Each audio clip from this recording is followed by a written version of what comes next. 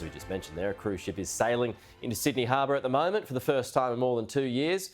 Right on board that ship is the New South Wales Minister for Transport, David Elliott. Minister, good morning to you. So give us a sense of the atmosphere on board. Well, we're on a launch at the moment, Peter, ready to welcome the Pacific Explorer into Sydney Harbour, the first cruise ship that's going to be entering this harbour for over 2 years.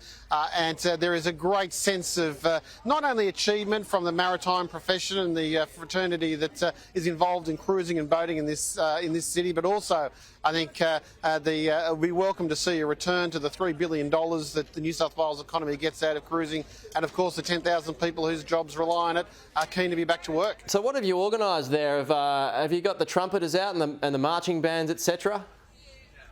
All the bells and whistles. It's just like the QE2s in town. So we'll be making sure that the Pacific Explorer gets a welcome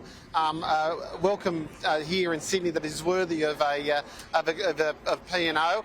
And of course, this is just the first. We're very much looking forward to, over the next 12 months, seeing a return to the high tempo of cruising activity that Sydney Harbour has come synonymous with. Well, I tell you what, you've got a lovely morning out there, Minister, as well. So how long do you think it'll be before you've got a full deck and the schedule is full from cruise liners coming in and out as they did before the pandemic struck?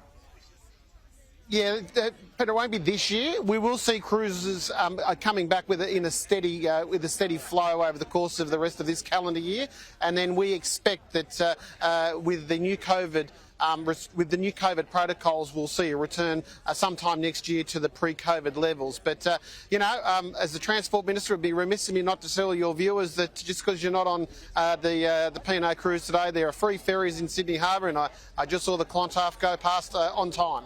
Okay. Just a final one here, Minister, and it is a complete change of subject, but your colleague Matt Kean, he's taken a shot at the Catherine Deves saga at the end of last week. He's saying that political leaders should be condemning the persecution of people based on their gender. Can I get your thoughts on his intervention?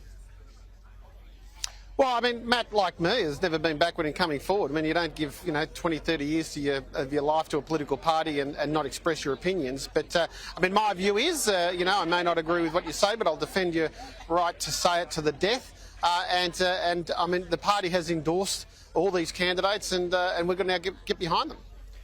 On the subject of sport, though, do you believe that trans women should be able to play women's sports?